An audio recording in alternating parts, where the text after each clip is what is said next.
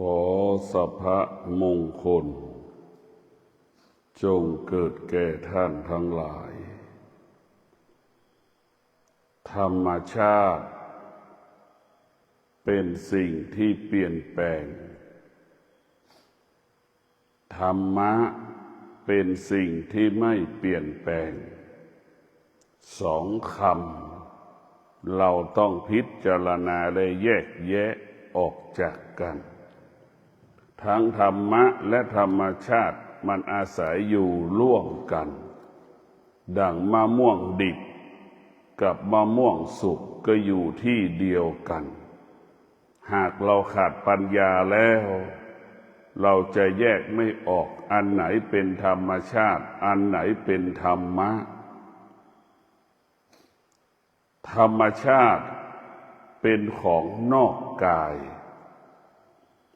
เป็นของนอกกายธรรมะเป็นสิ่งที่อยู่ในกายธรรมะเป็นสิ่งที่อยู่ในจิตของเราดังคำว่าความสุขคนทั่วโลกก็แสวงหาความสุขนอกกายความสุขในคนทั่วโลกต้องการและปรารถนาคนทั่วโลกก็พากันไปแสวงหาความสุขนอกกายเป็นความสุขของธรรมชาติเช่นเรามีลูกเนี่ยก็เป็นธรรมชาติในพวกเราทั้งหลายมีลูกก็เป็นธรรมชาติเอาการมีลูกมาเป็นความสุขนี่เราเอาสิ่งต่างๆมาเป็นความสุขทั้งที่มันไม่ใช่ความสุขเราสมมติคิดเองว่าเอามาเป็นความสุขพวกเราจงเข้าใจว่าสิ่งใดที่เป็นธรรมชาติสิ่งนั้นมันจะเปลี่ยนแปลงตลอดเวลาดังเช่นเราเกิดมา1 วันเราก็แก่1 วันเกิดมา1 เดือนก็แก่1 เดือนเกิดมา1 ปีก็แก่ไปแล้ว1 ปีเกิดมา10 ปีมันก็แก่ไปแล้ว10 ปีนี่แหละพวกเราทั้งหลายธรรมชาติมันเปลี่ยนแปลงธรรมชาติที่อยู่ในร่างกายของเราคนก็มองไม่เห็นคนส่วนมากจะมองเห็นธรรมชาติที่อยู่นอกกายธรรมะจะเห็นธรรมชาติอยู่ในกายธรรมะจะเห็นธรรมชาติอยู่ที่กายเช่นร่างกายเรามันป่วยนี่ก็นี่แหละคือเรียกว่าธรรมชาติใครบ้างเกิดมาแล้วไม่ป่วยไม่มีใครบ้างเกิดมาแล้วไม่เจ็บไม่มีใครบ้างเกิดแล้วไม่แก่ไม่มีนี่คือเป็นธรรมชาติใครบ้านเกิดมาแล้วไม่หงุดหงิดไม่อึดอัดไม่เบื่อไม่รำคาญไม่มีนี่คือเป็นธรรมชาติแต่ธรรมะของพระพุทธเจ้านั่นก็ได้แก่การนั่งสมาธิการนั่งสมาธินี่คือเป็นการฝ่าฝืนธรรมชาติการฝ่าฝืนการนั่งสมาธิคือการฝ่าฝืนธรรมชาติไม่ตอบสนองธรรมชาติไม่ตามใจธรรมชาติของจิตเราไม่ตามใจมันเพราะฉะนั้นพวกเราทั้งหลายธรรมชาติของกายเนี่ยมันจะวุ่นวายเหมือนยุงเหมือนไก่มันไม่สงบเหมือนลิงกายเราก็ไปเช่นเหมือนสัตว์มันไม่สงบจิตเราก็เหมือนสัตว์มันอยู่นิ่งไม่ได้นานในธรรมชาติของสัตว์มันอยู่นิ่งไม่ได้นานนิ่งเป็นหินมันไม่มีสัตว์มันทำไม่ได้สัตว์ที่จะนิ่งเหมือนหินนี่มันทำไม่ได้แต่มนุษย์ที่ฝึกฝนอบรมด้วยหลักธรรมะเช่นการเรามานั่งสมาธิเรามาฝึกฝนจิตให้จิตเรานิ่งเหมือนก้อนหินให้กายเรานิ่งเหมือนก้อนหิน ให้จิตเราไม่มีให้จิตเรานั้นสงบเหมือนก้อนหินให้กายเราสงบเหมือนก้อนหินนี่แหละคือการภาวนานะคือการมาทำลายระบบของธรรมชาติทั้งหมดที่มันเกิดขึ้นในจิตของเราในกายของเราเช่นเรานั่งสมาธิเราก็เอาธรรมะมากำกับมาควบคุมมากำหนดเรานั่งสมาธิเราก็มีหลักธรรมอยู่4 ข้อ 1. สติ2. สัจจะ3. วิริยะ4. ขันติคือการนั่งสมาธิสมาธิเราจะมีธรรมะอยู่4 ตัวนี้ควบคุมการนั่งสมาธิของเรานี่สติให้เรารู้สึกตัวอยู่ตลอดเวลาว่าเรากำลังนั่งสมาธิให้เรารู้สึกตัวอยู่ตลอดเวลาเราได้สัจจะแล้วว่าเราจะนั่งครบ30 นาทีให้เรารู้สึกตัวระหว่างที่มันนั่ง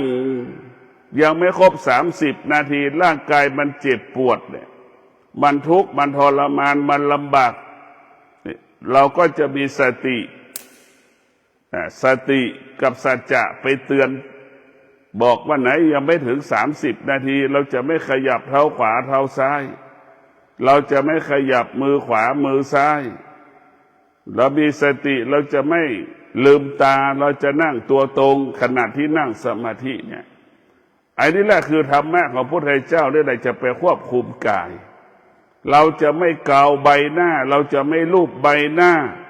เราจะไม่ขยับเท้าขวาเท้าซ้ายเราจะไม่ขยับมือขวามือซ้ายไม่ลืมตานั่งตัวตรงนี่แหละคือหลักการนั่งสมาธิไม่ตามใจไม่ตามความคิดไม่ตอบสนองความรู้สึกฝ่าฝืนความรู้สึกพวกเราทั้งหลายการนั่งสมาธิก็คือการบังคับให้มันอยู่ท่าใดท่าหนึ่งเราจะไม่ตามใจมันถ้าเราตามใจมันก็เหมือนงัวเหมือนควายเหมือนสัตว์นานาชนิดเห็นไหมถ้าเราไปตามใจมันอยู่ไหนได้ไม่นานน่ะเราก็เห็นดูอาการของควายดิดูอาการของงัวพฤติกรรมของงัวพฤติกรรมของควายพฤติกรรมของสัตว์นานาชนิดมันไม่สงบทั้งจิตมันก็ไม่สงบกายมันก็ไม่สงบการภาวนาของเราก็คือเอาธรรมะก็หมายถึงสมาธินี่แหละมาเปลี่ยนแปลงชีวิตจากที่มันเคยเดินเรามีสัจจะเห็นไหมเรามีสัจจะเนี่ยเรามานั่งสมาธิเราจะเดินเราจะต้องนั่งสมาธิและเดินจงกรม1 วันให้ได้8 ชั่วโมงอย่างนี้นี่เราจะต้องมีสัจจะมีสติมีวิริยะมีขันติวันหนึ่งเราจะต้องมีสัจจะแล้วว่าจะต้องเดินจงกรมก็ดีนั่งสมาธิก็ดีนี่ให้ได้8 ชั่วโมงระหว่างที่เดินจงกรมก็ดีระหว่างที่นั่งสมาธิก็ดีมันจะเป็นสมาธิไม่เป็นสมาธิก็อีกเรื่องหนึ่งเราแยกกันให้ออกแต่เราก็ต้องมีสัจจะก็คือสัจจะเราจะต้องเดินจงกรมให้ครบ30 นาทีเรามีสัจจะแล้วเราจะต้องอดทนให้ครบ30 นาทีเราจะต้องมีวิริยะภาคเพียรให้มันครบ30 นาทีนี่แหละเรานั่งสมาธิทุกวันเราเดินจงกรมทุกวันนี่คือเป็นการฝึกจิตการฝึกกายฝึกจิตฝึกกายก็คือหยุดความคิดหยุดความรู้สึกไม่ตอบสนองความรู้สึกไม่ตอบสนองอารมณ์ไม่ตอบสนองความคิดเราจะให้มันอยู่แค่ลมหายใจเข้าออกหรือรู้อาการของกายการนั่งสมาธิคือการให้รู้อาการของร่างกายของเราเช่นหายใจเข้าเราให้เรารู้แค่นี้แหละหายใจออกให้เรารู้อาการของลมหายใจเข้ารู้อาการของลมหายใจออกสิ่งที่เราควรรู้ก็คือรู้ตรงนี้สิ่งที่เราควรพิจารณาก็พิจารณาอาการของลมหายใจเข้าอาการของลมหายใจออกเรารู้ตรงนี้แหละที่สิ่งที่เราควรรู้ก็คือรู้ลมอาการของลมหายใจเข้าอารมณ์หายใจออกในพวกเราทั้งหลายต้องพิจารณาตรงนี้ อาการเหล่านี้แหละเป็นสิ่งที่เราควรรู้ขณะที่นั่งสมาธิเรื่องอื่นๆเราไม่ควรรู้ไม่ควรจะรู้เรามีสติแล้วเรามีสัจจะแล้วเราจะกำหนดรู้ลมหายใจเข้า100 ครั้งเราก็ต้องรู้ชัดเจนเรามีสติสัจจะกำหนดลมหายใจออก100 ครั้งเราก็รู้ชัดเจนเรารู้ชัดเราหายใจลึกไปจนถึงสุดท้องเราก็รู้เราปล่อยลมจากท้องมาสู่ที่จมูกเราก็รู้แต่พวกเราทั้งหลายให้เรารู้แบบนั้นแหละคือสติแต่พวกเราทั้งหลายชาวโลกเกิดมาก็ต้องการความสุขเกิดมาก็แสวงหาความสุขสุขของธรรมชาติเป็นสุขที่เป็นโทษเป็นสุขที่เป็นพิษแต่พวกเราทั้งหลายถ้าสุขของธรรมะเป็นสุขที่สร้างสรรค์ชีวิตสุขของธรรมะเป็นสุขที่เป็นประโยชน์เกิดประโยชน์ต่อชีวิตของเราสุขของธรรมะเช่นเรานั่งสมาธิจนถึงความสงบไปถึงจุดที่มันสงบกายสงบใจสงบนี่และเราจะรู้แล้วว่าความสงบที่แท้จริงได้แก่ความสงบที่แท้จริงนั้นมันเป็นความสุขอันบริสุทธิ์เป็นสุขไม่มีโทษเป็นสุขไม่มีพิษเป็นสุขที่เกิดประโยชน์ต่อสุขภาพและจิตใจของเราจึงเกิดคำว่าสุขสมาธิสุขภาพดีอายุยืนตรงกันข้ามสุขของธรรมชาติสุขที่ทำลายชีวิตอายุสั้นสุขของธรรมชาติเป็นสุขที่ทำลายชีวิตเป็นสุขที่มีโทษเป็นโทษแด่พวกเราทั้งหลายเราจะต้องเห็นอาการสองอย่างระหว่างสุขของธรรมชาติกับสุขของธรรมะทุกข์เกิดจากธรรมชาติทุกข์เกิดจากธรรมะเราก็ต้องแยกออกจากกันในพวกเราทั้งหลายธรรมชาติเป็นของชั้นต่ำธรรมะเป็นของชั้นสูงในพวกเราทั้งหลายธรรมะเป็นของบัณฑิตธรรมชาติเป็นของปุถุชนธรรมดาทั่วไปคนทั่วไปก็อยู่กับธรรมชาติส่วนมากกินนอนแบบธรรมชาติกินนอนแบบธรรมชาติอยู่แบบธรรมชาติถ้าทำคำว่าธรรมชาติจะต้องเสมอเหมือนกันหมดความโลภความโกรธความหลงที่อยู่ในใจมนุษย์เป็นธรรมชาติอยากได้อยากมีอยากเป็นเนี่ยเป็นธรรมชาติทั้งระบบมันเหมือนกันหมดใครเกิดบ้านไม่มีใครบ้างที่เกิดมาไม่โลภไม่โกรธไม่หลงมันไม่มีอยากได้อยากมีอยากเป็นเนี่ยมันเป็นเช่นนี้เสมอเหมือนกันหมดได้ว่าเป็นธรรมชาติส่วนธรรมะนั้นมันรู้ว่าธรรมชาติเป็นผู้เบียดเบียนและทำลายชีวิตธรรมะกับพยายามจะให้กายกับจิตให้ไปอาศัยธรรมะให้กายกับจิตไปอาศัยธรรมะดังที่ได้กล่าวว่าเช่นเรามานั่งสมาธิการนั่งสมาธิคือการบังคับจิตไม่ให้จิตเป็นไปตามธรรมชาติเรานั่งสมาธิไม่ให้จิตเป็นไปตามธรรมชาติเราจะต้องให้จิตนั้นฝ่าฝืนธรรมชาติจิตนี้มันไม่เคยสงบมันไม่เคยนิ่งเราจะบังคับจิตให้มันนิ่งจะบังคับจิตให้มันสงบเหมือนเราจับงัวป่าช้างป่าควายป่านะเรามาจับมาแล้วก็ผูกไว้ที่เสาไว้ที่หลักเราจับงัวป่าช้างป่าควายป่าแล้วมาผูกไว้กับเสาแล้วก็ทำคอกจนถึงที่สุดงัวป่าควายป่าช้างป่าหมูป่ามันก็คุ้นเคยเห็นไหมคุ้นเคยกับธรรมชาติที่อยู่ในเมืองกับธรรมชาติที่อยู่ในป่าธรรมชาติก็มี2 ระดับอีก มีสองอย่างอีกเห็นไหมพวกเราทั้งหลายท้ายสุดวัวควายช้างม้าที่อยู่ในป่าแล้วเราจับไปอยู่ในคอกเนี่ยเห็นไหมป่ากับคอกมันก็แตกต่างกันท้ายสุดวัวควายช้างม้ามันก็คุ้นเคยกับคอกในพวกเราทั้งหลาย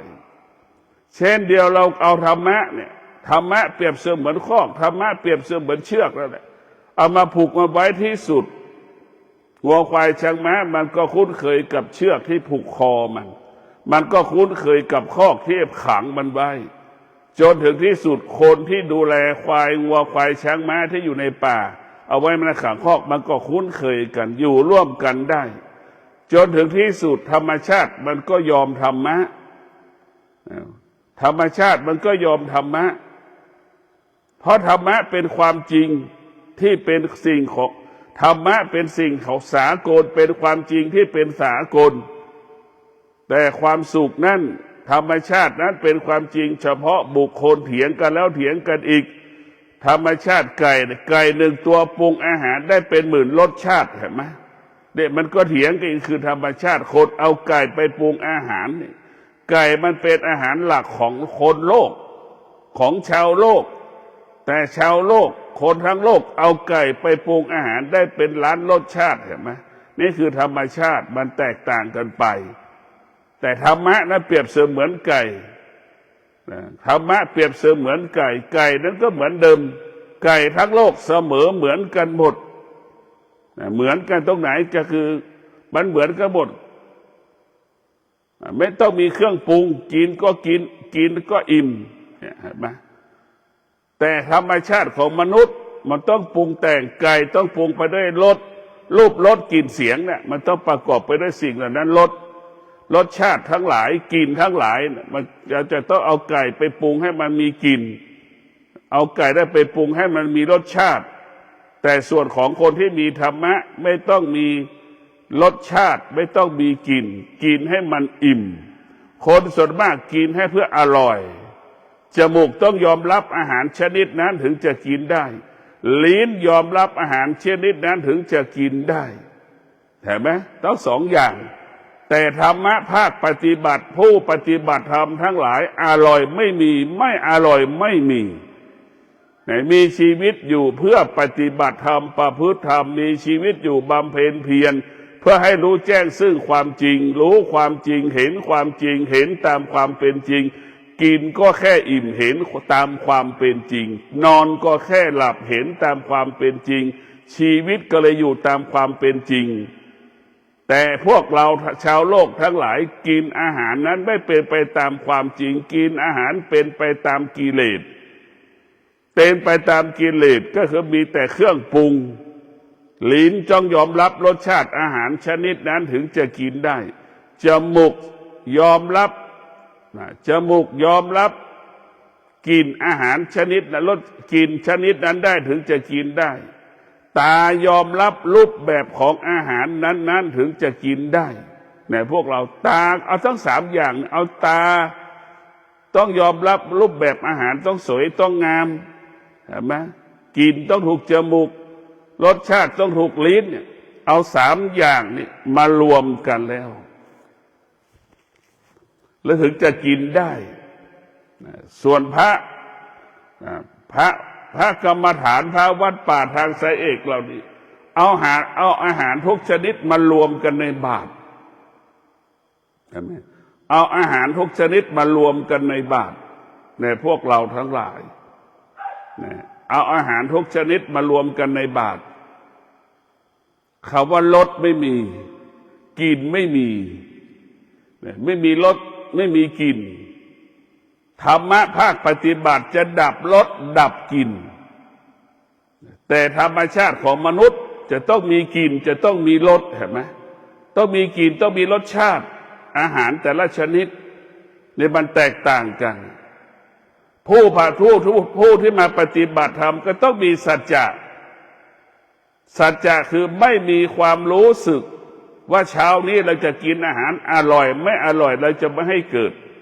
เรามีสติสัมปชัญญะแล้วก็มีสัจจะ เราจะไม่สำแดงอาการรู้สึกว่าอาหารนี้เช้าที่เราจะกินนี้อร่อยไม่อร่อยเราจะไม่ให้เกิดอาการนี่แหละคือธรรมะนี่แหละคือสตินี่แหละเห็นความจริงนี่เรามีสติและมีสัจจะเช้านี้เราจะไม่ให้จิตมันออกอาการสำแดงอาการเมื่อลิ้นสัมผัสกับรสชาติอาหารเมื่อจมูกสัมผัสกับกลิ่นเอาอาหารเราจะไม่ให้มันเกิดอาการชอบใจไม่ชอบใจนี่แหละธรรมะเห็นความเป็นจริงตามความเป็นจริงเราต้องมีสัจจะก่อนเราถึงจะเห็นความจริงนะบางครั้งเราไม่มีสติไม่มีสัจจะเราก็กินอาหารตามใจกิเลสไม่ชอบกินมากชอบก็กินมากไม่ชอบก็กินน้อยอย่างเงี้ยนี่แหละคือตามใจกิเลสชอบใจมีความสุขกับการกินพอไม่ชอบใจก็เป็นทุกข์ใจกับการกินอาหารไม่มีความสุขเห็นไหมทุกข์ใจอาหารนั้นไม่ถูกลิ้นอาหารนั้นไม่ถูกรสชาติไม่ถูกกินไม่ถูกจมูกลิ้นรสชาติไม่ถูกลิ้นอย่างนี้นี่แหละพวกเราทั้งหลายธรรมชาติกับธรรมะมันจะแตกต่างกัน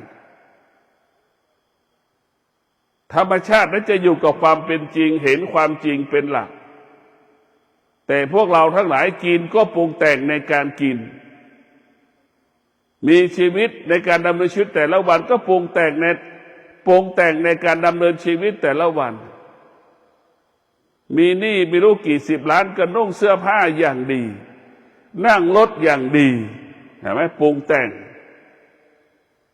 แต่พวกเราทั้งหลายจะนอนก็ปรุงแต่งเตียงตัวหนึ่งไม่ต่ำกว่า300,000 500,000 50,000 20,000 30,000เราปรุงแต่งพระปฏิบัตินั้นจะไม่มีการคำว่าปรุงแต่งนอนที่ไหนก็ได้มีมุ้งมีกฎมีมุ้งครอบมีเต็นท์มีกฎข้ามไหนก็นอนได้หมดธรรมชาติของผู้ปฏิบัติธรรมไม่มีอดีตไม่มีอนาคตอยู่กับปัจจุบันเช่นพระธุดงค์จะนอนตรงไหนยังไม่รู้เช่นเดินธุดงค์นี่สมมติว่า20 กิโลเราจะไปนอนตรง20 กิโล20 กิโลอยู่ตรงไหนเรายังไม่รู้เลย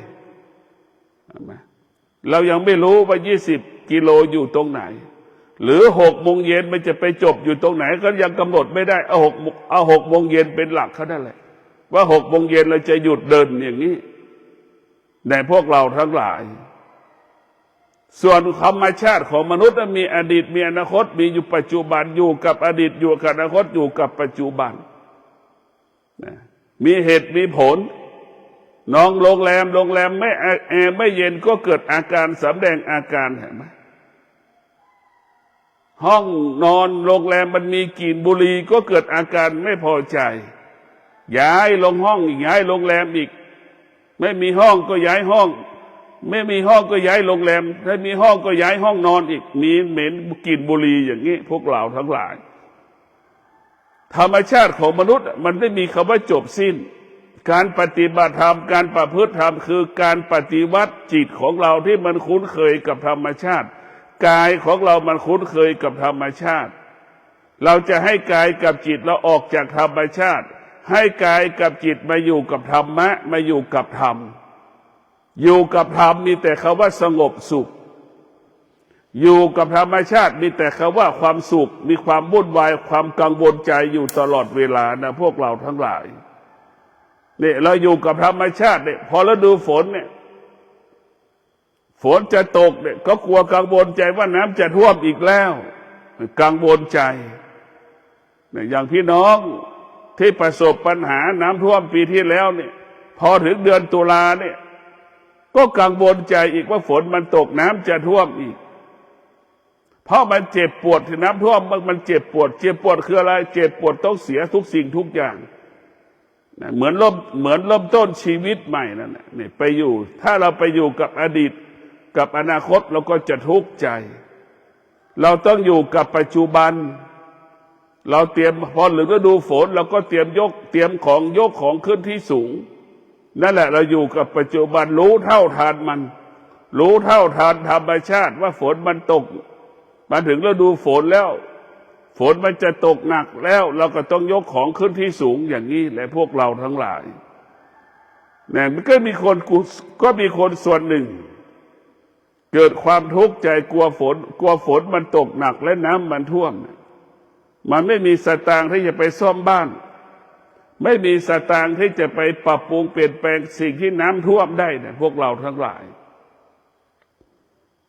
เราต้องมีสติเอาธรรมะนี่สำคัญที่สุดเนี่ยพวกเราทั้งหลายเราจะมีธรรมะเราต้องมีสติสัจจะวิริยะขันติธรรมะถึงจะเกิดขึ้นกับชีวิตของเราธรรมะจะเกิดขึ้นกับเราเมื่อเรามีสติสัจจะวิริยะขันติเราจะอยู่กับธรรมะได้ก็เมื่อเรามีสติสัจจะวิริยะขันติเรามีสติสัจจะวิริยะขันตินั่นแหละธรรมะถึงจะเกิดขึ้นกับเราชีวิตเราจะต้องอยู่กับธรรมคนส่วนมากจะอยู่กับธรรมชาติหมดธรรมะคนส่วนมากจะอยู่กับธรรมชาติธรรมชาติเป็นของนอกกายเช่นเราไปเที่ยวต่างจังหวัดอย่างเงี้ยคิดว่าไปเที่ยวต่างจังหวัดแล้วมีความสุขเห็นไหมเหมือนเราไปแสวงหาความสุขนอกกายเห็นไหมทางที่สุขมาสุขที่กายทางที่ความสุขมาสุขที่ใจนะคนที่ขาดปัญญาจึงแสวงหาความสุขนอกกายเอาสิ่งนอกกายมาเป็นความสุขสุขนอกกายเป็นสุขที่เบียดเบียนเช่นเบียดเบียนทรัพย์สมบัติของเราเช่นเราไปต่างจังหวัดเนี่ยอย่างน้อยต้องใช้เงินไม่ต่ำกว่า20,000 30,000ค่ารถก็ไปแล้วเกือบหลายตังค์ถ้าไปต่างจังหวัดระยะทาง500 กิโลเนี่ยอย่างน้อยเราก็ไปกับน้ำมันก็ไม่ต่ำกว่า3,000ละนะค่ากินอีก1,000ละนะก็เป็นหมื่นนี่เราเรียกว่าสุขนอกกายสุขนอกกายเนี่ยเบียดเบียนชีวิตและทรัพย์สินของเราทางที่สุขมันสุขที่ในใจเราไม่สุขที่กายเรานะมันไม่ได้สุขอยู่นครสวรรค์ไม่ได้สุขที่กรุงเทพในพวกเราทั้งหลายคนกรุงเทพขี้มันก็เหม็นดังคนเชียงใหม่คนเชียงใหม่ขี้มันก็เหม็นนะมันก็เหมือนกันหมดที่พวกเราทั้งหลายเราก็เข้าใจว่าอยู่ตรงนั้นแล้วมันสุขเราเข้าใจว่าไปตรงนั้นแล้วมันมีสนุกมันไม่มีสุขสนุกมันก็อยู่ที่จิตเรามันไม่ได้อยู่ที่สถานที่ใดๆทั้งสิ้นทุกอย่างมันอยู่ที่จิตถ้าจิตยังเป็นผู้ไม่รู้จิตก็จะไปแสวงหาสิ่งที่เป็นของนอกกายทั้งหมดทั้งสิ้น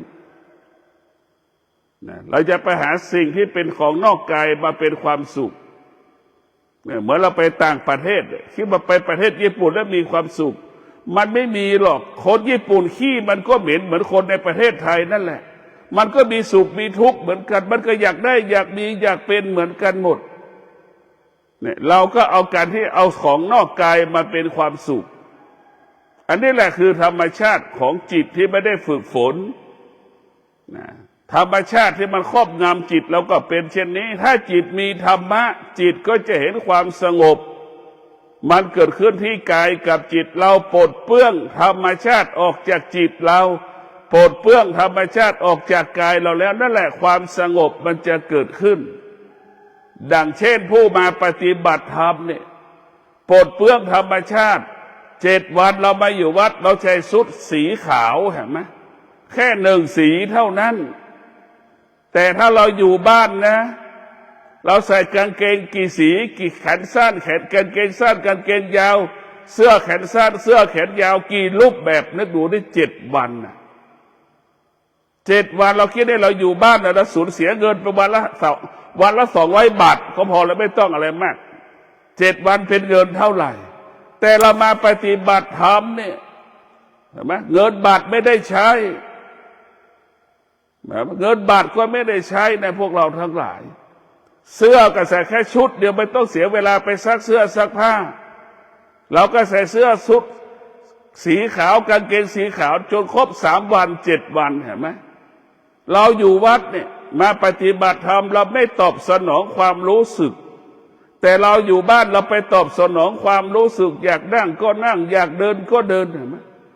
นั่นแหละคือธรรมชาติพอเรามาฝึกมาอยู่สถานที่ปฏิบัติธรรมนี่เห็นไหมเรามาฝึกจิตมาเปลี่ยนแปลงธรรมชาติไม่ตอบสนองจิตให้จิตมันเปลี่ยนแปลงธรรมชาติของจิตก็เหมือนหวายที่มันงอนั่นแหละเราจะต้องดัดหวายให้มันตรงธรรมชาติของจิตมันจะเป็นเช่นนั้นเนี่ยเรามาปฏิบัติธรรมก็มาไม่ตามใจตัวเองไม่ตอบสนองอารมณ์ไม่ตอบสนองความคิดหยุดยั้งความคิดหยุดยั้งอารมณ์หยุดยั้งความรู้สึกนี่เราอยู่บ้านใน7 โมงเรายังไม่ตื่นเรามาปฏิบัติธรรมทางสายเอกเราจะต้องไปตื่นตั้งแต่ตี 3:30แล้วตี 3:30ตีละครั้งแล้วเราทำกิจกรรมตั้งแต่ตี 3:50จนถึง6 โมงเช้าเห็นไหมกิจกรรมที่เราต้องปฏิบัติในพวกเราทั้งหลายธรรมะของพระพุทธเจ้านี่แหละนักปฏิบัติพระธรรมะของพระพุทธเจ้าเนี่ยเป็นผู้ปฏิวัติจิตเราจะรู้เลยว่าคนที่แสวงหาธรรมชาติกับคนที่แสวงหาธรรมะแตกต่างกันคนที่แสวงหาธรรมะแสวงหาความสงบสุขที่มันเกิดขึ้นที่กายกับจิตรู้ว่ากายกับจิตเป็นเหตุให้เกิดความสุขคนที่แสวงหาธรรมชาตินอกกายนั้นเป็นคนที่ไม่รู้ว่าสุขทุกข์อยู่ที่กายกับจิตกลับไปแสวงหาความสุขข้างนอกกายนะไปแสวงหาความสุขนอกกายคนจำนวนมากก็เป็นเช่นนี้ในพวกเราทั้งหลาย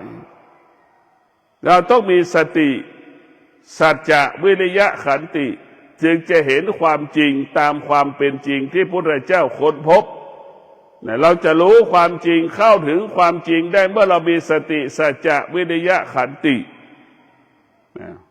บุคคลใดก็แล้วแต่ถ้ามีสติมีสัจจะมีวิริยะมีขันติบุคคลผู้นั้นจะพบความจริง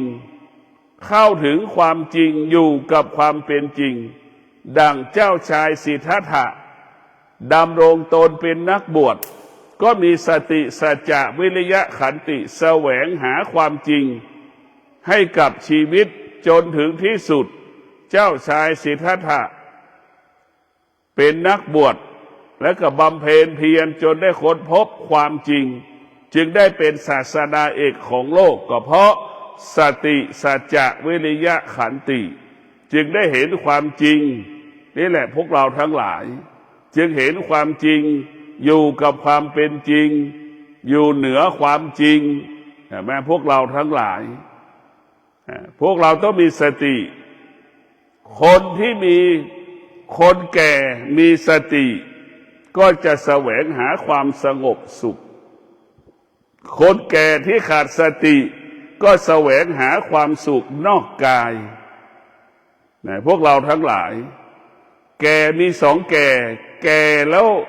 มีสติก็แสวงหาความสงบสุขเกิดจากการนั่งสมาธิแก่แล้วขาดสติก็แสวงหาความสุขที่มีตัวมีตนวัตถุสิ่งของอาคารสถานที่ต่างๆไปอยู่ไปกินของที่เซ็นทรัลอย่างเงี้ยไปกินอาหารที่นู่นที่นี่นั่นคือแก่แล้วขาดสติจะแสวงหาความสุขที่อยู่นอกกายในพวกเราทั้งหลายชีวิตของเรานั้นต้องอยู่ประกอบไปด้วยสติสัจจะวิริยะขันติเป็นแม่ค้าก็ประสบความสำเร็จเป็นชาวไร่ชาวนาชาวสวนก็ประสบความสำเร็จเป็นลูกจ้างเป็นนายจ้างก็ประสบความสำเร็จเมื่อเรามีสติสัจจะวิริยะขันติมันจะให้ความเป็นธรรมซึ่งกันและกัน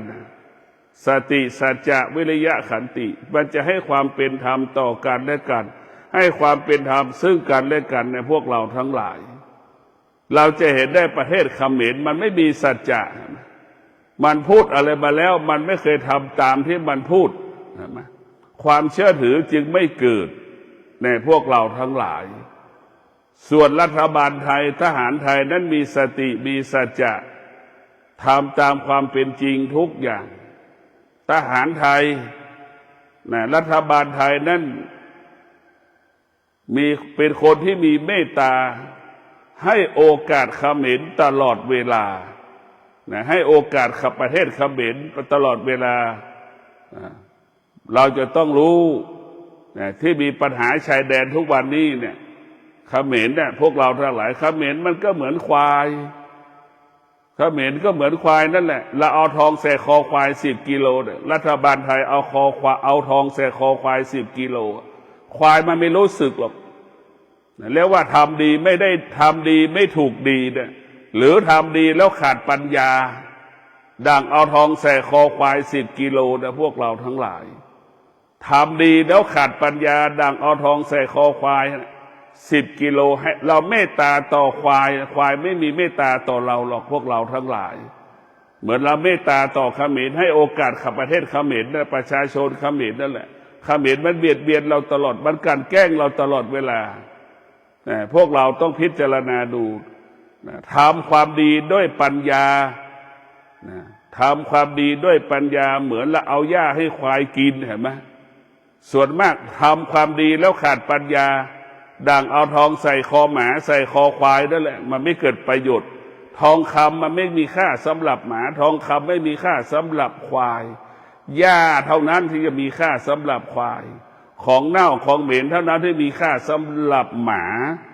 พวกเราทั้งหลายทำดีได้ดีที่มันไม่ดีก็เพราะทำดีแล้วขาดปัญญามันจึงเกิดปัญหาเป็นปัญหาตลอดเวลาพวกเราทั้งหลาย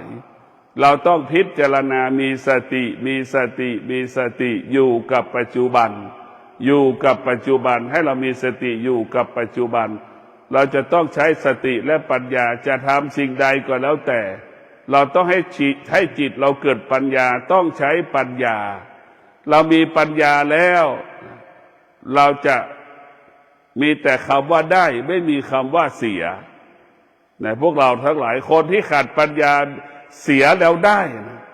เสียแล้วได้เช่นเราไปทำทานเนี่ยต้องซื้อวัตถุสิ่งของเห็นไหมหมดเงินไปตั้ง100 บาท200 บาท10,000 บาทเห็นไหมเสียแล้วถึงจะได้แต่ถ้าเราทำบุญด้วยปัญญาเนี่ยเช่นเรารักษาศีล5 ข้อนี่แหละนี่เราทำบุญไม่ต้องเสียเงินเลยโดยทำบุญไม่ต้องเสียเงินไม่ต้องมีเวลาทำได้ทุกเวลาคือเรารักษาศีล5 ข้ออย่างนี้ข้าพเจ้าขอให้สัจจะรักษาศีล5 ข้อ1 วัน 1 คืนอย่างเงี้ยเราก็ทำงานไป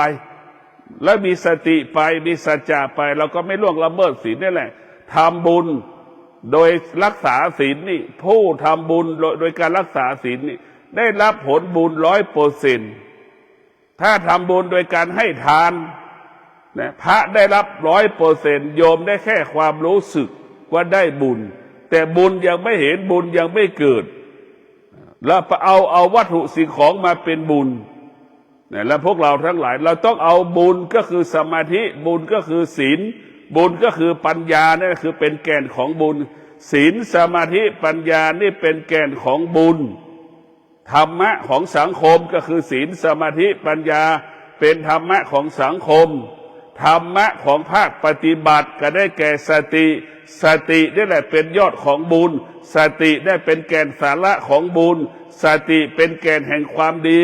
สติเป็นสาระของความดีมันแตกต่างกันพวกเราทั้งหลายสติมันสุดยอดพวกเราทั้งหลายก็ขอความสุขสวัสดีจงเกิดกับท่านทั้งหลายขอให้ท่านทั้งหลายได้มีสติในการดำเนินชีวิตมีสติในการดำเนินชีวิตเราต้องรู้ว่าธรรมชาติของเรา